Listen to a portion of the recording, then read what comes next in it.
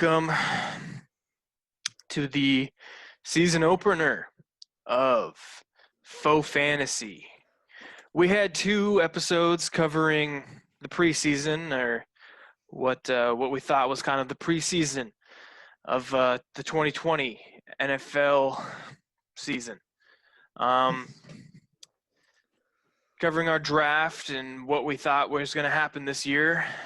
And, well, our season is upon us. Joe, what would you say our first week was like? You know, anything big, anything newsworthy, anything like that? I noticed you cracked a brewski, so obviously something. Yeah, cheers. Yeah, we want to remind you that this week's episode of Faux Fantasy Podcast is brought to you in part by Rainier Beer. Taste the mountain. Yeah, that's cute. It's real good. Yeah, there's a lot of contention in our league. First, I want to let you know that we're also joined right now by Coach Nate Logue. But, there's a lot of contention in our league, right? We're all, we're vying for the top spot constantly, week to week. But there's one thing, fellas, that we can all agree on, and that's our love for the Seattle Seahawks.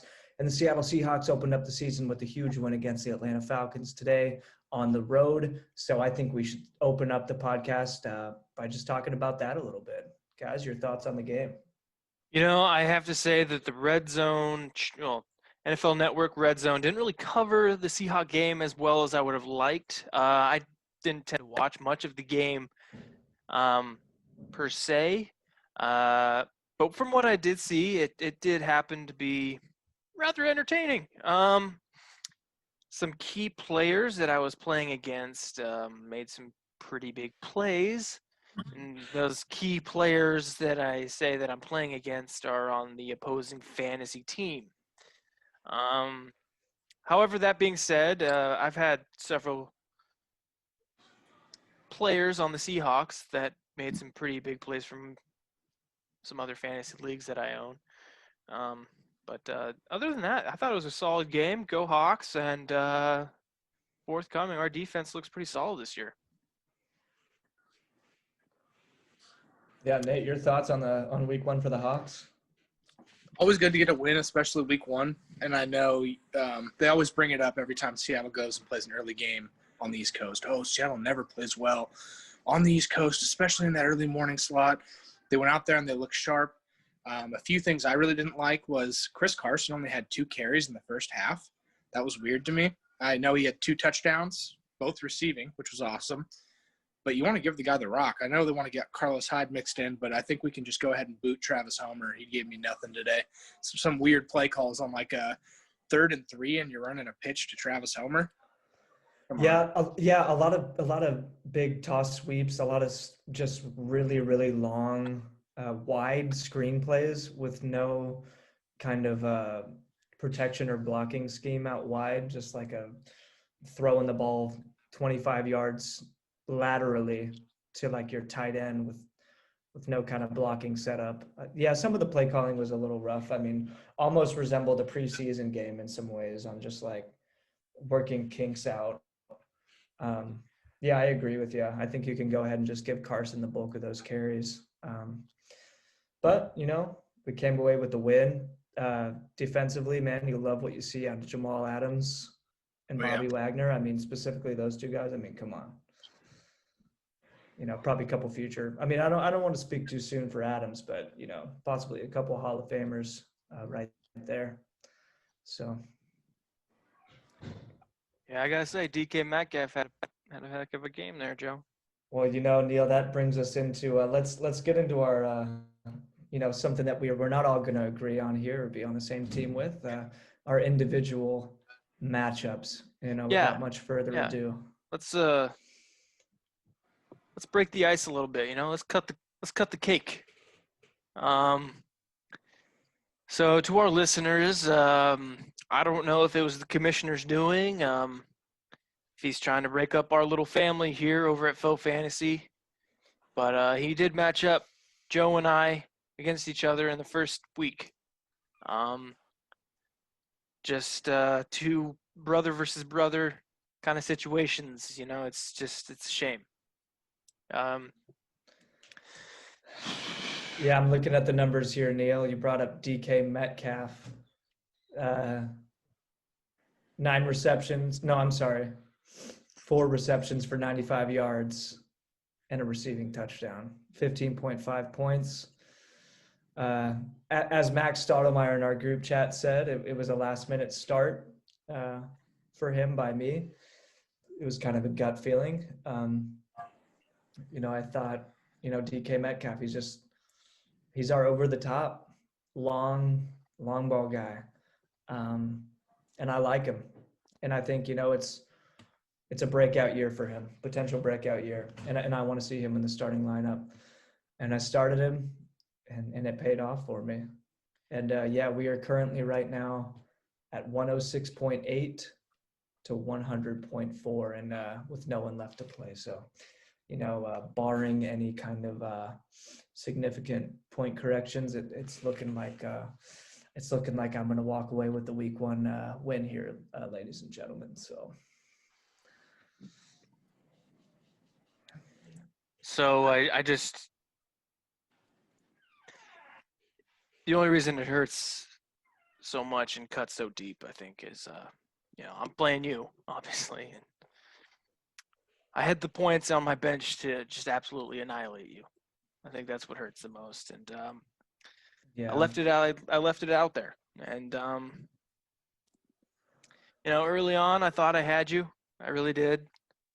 I had a running back to put up over 30. That just doesn't happen. Yeah, Josh Jacobs, 93 yards and 3 rushing touchdowns. And you mentioned your bench. Robbie Anderson for Carolina had 19.5, and Josh Brown for Buffalo had 13. Yeah. And you crunch the numbers a little bit, and you see that you could have fit them in at your wide receiver number 2 in my flex, where those points are needed. Yep. Combined. And Neil, and that's where games are won and lost, right? That's those roster, those lineup calls. That's that little bit of studying, that little bit of research, that little bit of gut feeling, the combination of all three, and when it all comes together, then you end up with a win. And I was lucky enough to get one today. So I gotta say this for my fans all across West Texas: go Mojo, go Panthers.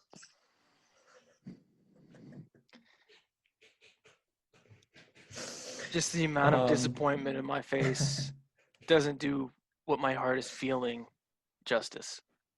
Yeah. Well, Neil, what might help quell the pain here is if we just move on to the next game. Please, can we do that? Can we just do that? Yeah. Let's move on to Mr. Unlimited versus wide receiver U. This is Connor Schultz versus Alex Johnson. Yeah. I'm looking here if they have anybody left to play. I'm not seeing any. It looks like that is the final score that you're going to see. And it looks like wide receiver U absolutely put up a shellacking number of 116 points. Yeah, wow. That's a routing, and if I've ever seen one. And it looks like most of his numbers are significant in the Dalvin Cook, Adam Thielen Vikings game today. That's a good little combo. You got the Vikings. They're coming into this season expecting to be a very top-ranked offense. So I'd be cautious around that team. So absolutely. Absolutely. But yeah, wow. Just like you said, an absolute shellacking. I mean, 116 points for Coach Alex Johnson, an incredibly impressive game. Tom Brady in his debut for the Buccaneers put up 20.46. Age is showing. That's all I'm going to say. Age is showing, but I mean, wow, for his debut in a new system there, that's not too bad. But when you're going up against a quarterback like Russell Wilson here with 31.78 points, I mean, that's a hard matchup to win. So, but wow, yeah. I would love to see if there's any. I know that we're all old friends, but I think there's a specific flavor to that relationship between Alex and Connor there. So, be interesting to see any kind of smack talk that comes from that outcome there. Shall we move on to Dallas Carter versus Yeah. Des dropped it? So this is one of the games that I think just absolutely shocked me to the core. And why it shocked me so is just the low numbers that you're seeing out of these, just what I have come to expect, threatening teams in the league.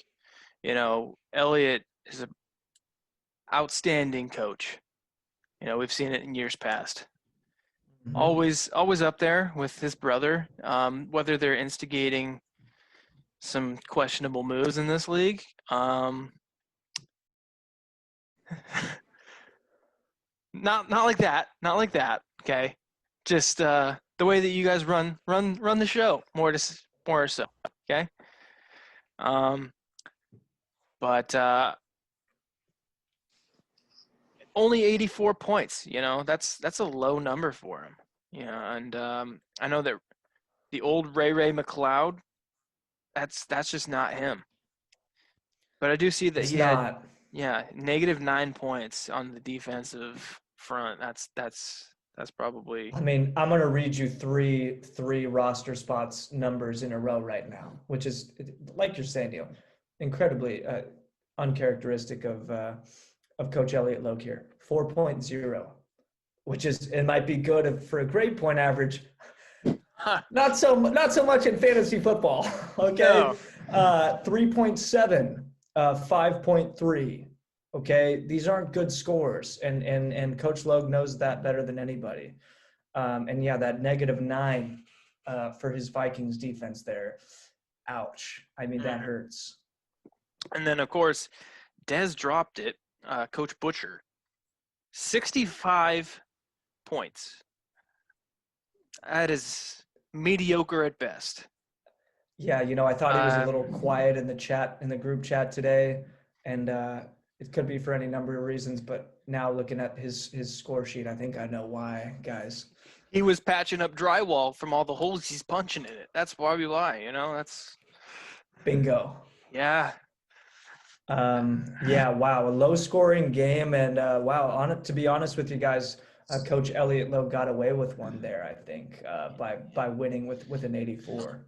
Yeah, it's first week. That's I'm just gonna put it. First week jitters, I think. First week jitters. I'm gonna tack it on the first week. And I think moving right along now to a game that's very near and dear to our guest's heart, the Hoover Buccaneers against Daddy's Boys. And I think there's not a better person to speak on this game first to have the floor than Coach Nate Logue of the Hoover Bucks. Nate, you want to go ahead and give us your thoughts on week one? Well, it was a little personal from the get-go because if you remember when we had the coaches meeting during the draft, Coach Trey told me, and I quote, "I like every single one of my matchups against you." And I was like, wow, okay.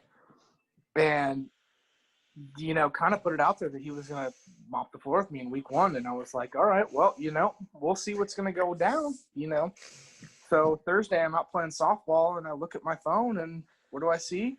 Edward Hilaire tearing it up, Travis Kelce tearing it up, and Deshaun Watson stinking it up.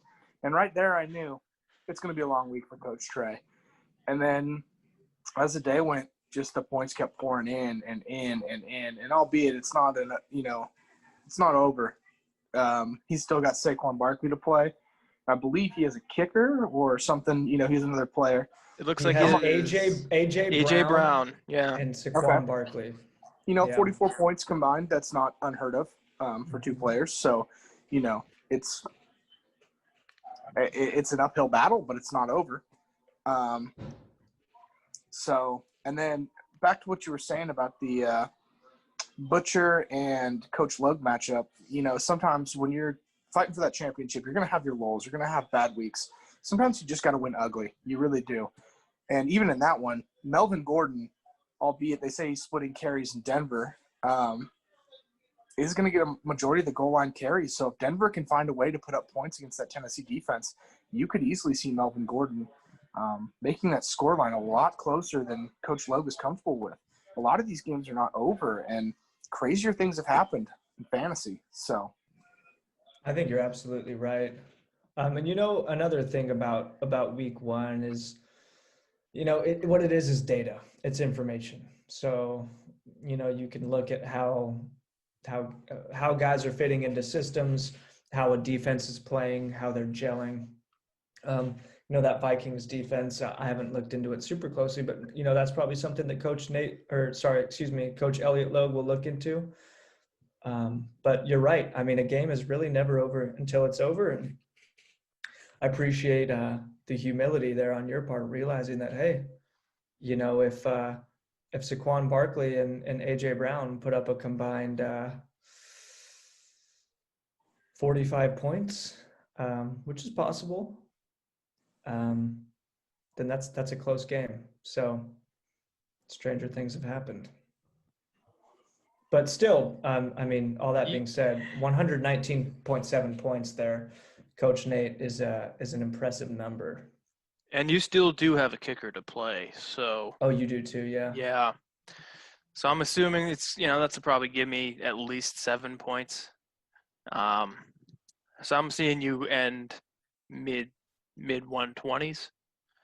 So that's a good first week.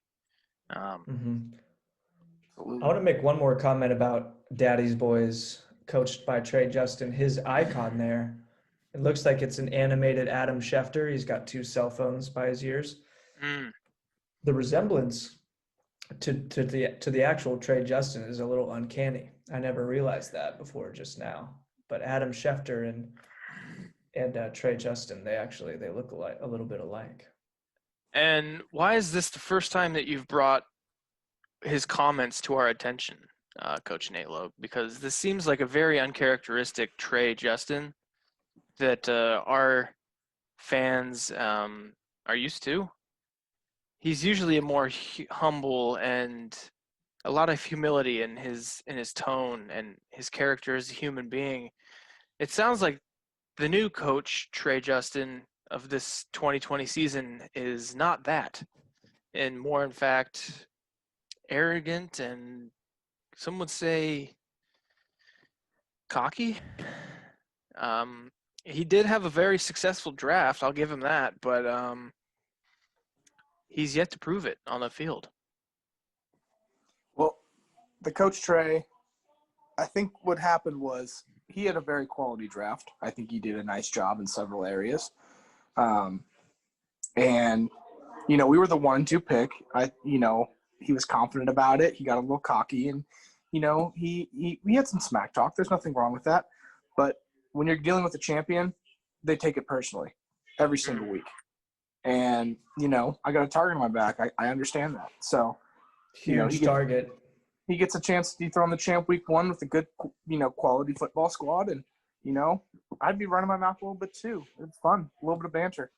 So it's definitely something that we'd ever see from him. I can't imagine it as a part of who he is. So I'd love to get him on the show at some point and just kind of break down his idiosyncrasies.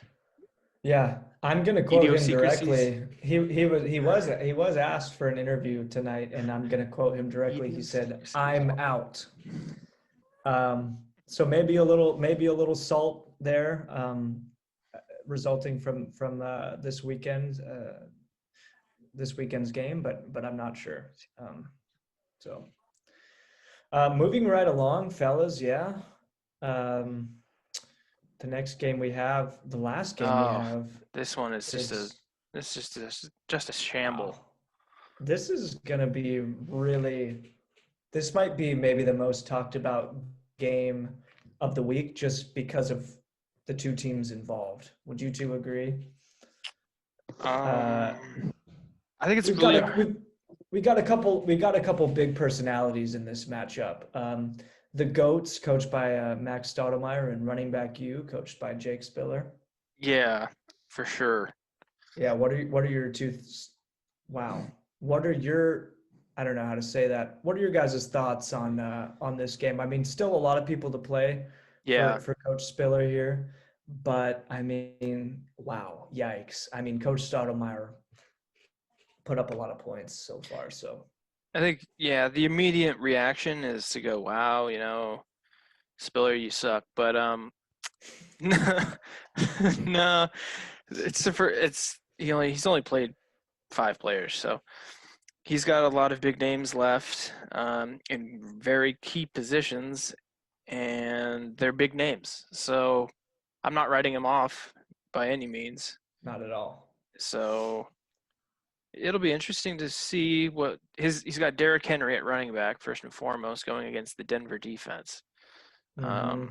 So he could have a phenomenal night right there and get, who knows, 20 points.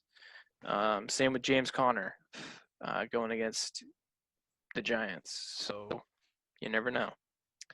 I don't have a lot of faith with Evan Ingram at his tight end, but that's just me. Yeah, Mark Andrews for Max had a big day. Two receiving That's touchdowns for 17.8 points. that was huge. You don't really Yeah. see very big numbers from a tight end in our league. No. Well, especially not mine. Am I right? Joe, you really can't bash yourself at this point because you know what? You got the W. So, Yeah, you're right. You're right. But yeah. moving on from that, moving on. I mean, you're right. I mean, looking at those numbers, it's a little staggering. It's a little, I mean, the commissioner, running back you, this is his second year, I believe, with this team name here, running back you. I mean, his roster lives up to the name. I mean, look at Derrick Henry, Todd Gurley. I mean, my God, he's got some goats in there, you could say. But that 48 points on the scoreboard so far, it's going to have to go up, and it's going to have to go up significantly to have a chance against Coach Stoudemire. But we'll see. Absolutely. Gosh. So what else is happening in this league right now? Because really, our league doesn't do much communication right now, and I think you and I discussed it a little bit off air. What seems to be the problem? I think Nate, you could probably cue in on this a little bit, just because you seem to be on the forefront of trades and communication amongst owners. But What's the scuttlebutt? yeah, Nate? why? How come nobody wants to come on the podcast? First off, People are silent out there. I mean, I'm just gonna say it, Neil. You put it very diplomatically. I'm gonna say it. The group chat was a little dead today. yeah. For opening NFL Sunday. Did Maybe people were partying. I know there was wiffle ball, but what do you think? What do you think it is, Nate? Do people want a trophy? Is it COVID? Is it the political climate? Is it the smoke in the air? Is it the smoke in the air? I think a few things, actually. One, some of our coaches have a very closed-door policy, like Alex Johnson. Man, it's borderline impossible to get a hold of. I grew up with that. We were very close, and this guy just doesn't seem to respond, unless I show up on his phone as Casey, I'm not getting a text back. The other thing is, I think with COVID, it's really hard for owners to gather. I think the original plan was to do a live draft this year, and that got the whole kibosh because of this virus, if you'll call it that. I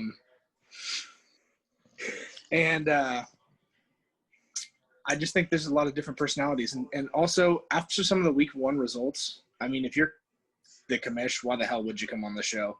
Putting up 43 points on the first Sunday, it's pretty pitiful. Butcher lost. He's down in a dogfight. He's probably pretty upset right now and really just focused on tomorrow and finishing that out strong. Same with, Coach Trey. He is down big, but it's not an insurmountable margin. So he's probably just focused on that as well. So I think it's a mix of things. Just because they're not coming on the show and wanting to express themselves publicly does not mean they're not doing the research, crunching the numbers, looking for those waiver wire pickups. There's a lot of guys available right now.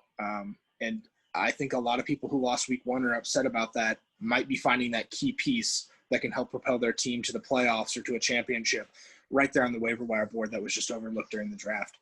So, yeah, I think you're exactly right. I don't think the inactivity, like in the group chat, reflects at all on how active the coaches are on the waiver wires or in their research. I think guys are really involved, and I think actually maybe to what you're saying, that's maybe why the group chat has been so dead, is because people are so hyper focused on getting those wins, and if they're not, their gears are turning for how they can bounce back week 2, right? And so yeah, you mentioned Alex Johnson. I mean, I know he's a closed door guy. I've been to his team's facility.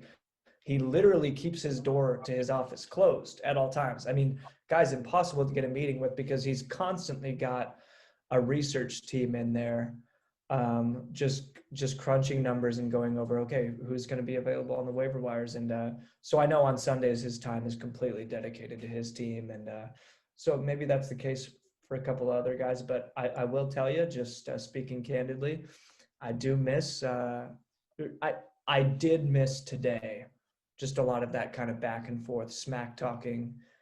Didn't see a lot of it. Hoping maybe we see more of it week 2. Yeah, the true camaraderie of the league is just that's what the league's about, And I know that we used to have that a lot last year with the first season of the podcast when it was a lot more simple. We could call in and get a hold of people that way.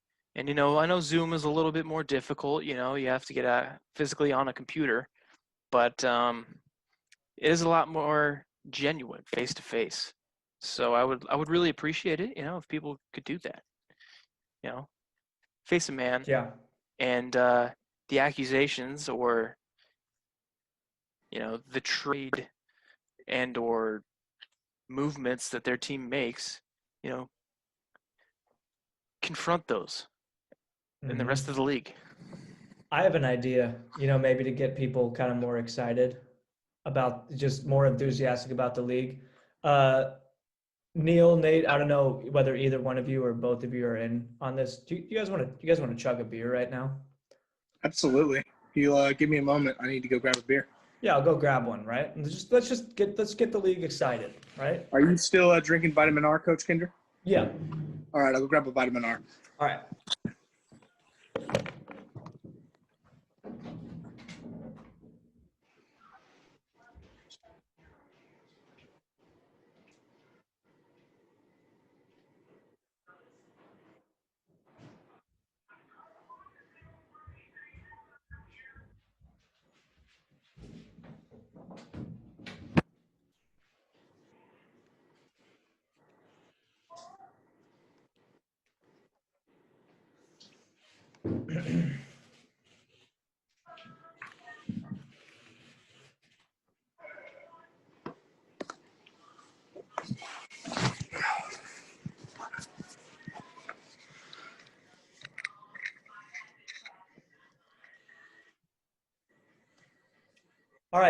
All right, Olympia Fantasy Football League.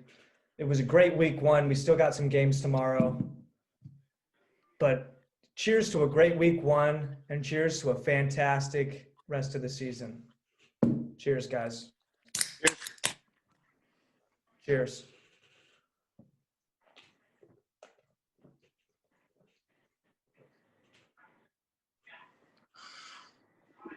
Oh, that's ice cold. Wow, mine is so cold too. How many minutes we have left on this meeting? 2.5? Right about 1 actually. So we'll wrap it up right here, guys. Yeah. Let's have a good year.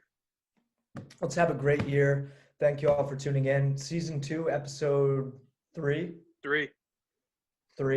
Coach Nate Logue, thank you for joining us. Absolutely. Can I get one last little note in here? Yeah. I would love to get together with all the owners. I know Alex Johnson has fantastic facilities. He has hosted the end-of-year banquet last year. And it'd be nice to get together, go to those facilities, and, get some vitamin Rs. Yep. go enjoy ourselves and watch some games together and, reconnect as a community. Yep. Let's throw that into the group chat and yeah, let's get that going. Absolutely. Cheers, All right. gentlemen. Have a good All right, night. gentlemen. Cheers. Cheers. Good night. Good night.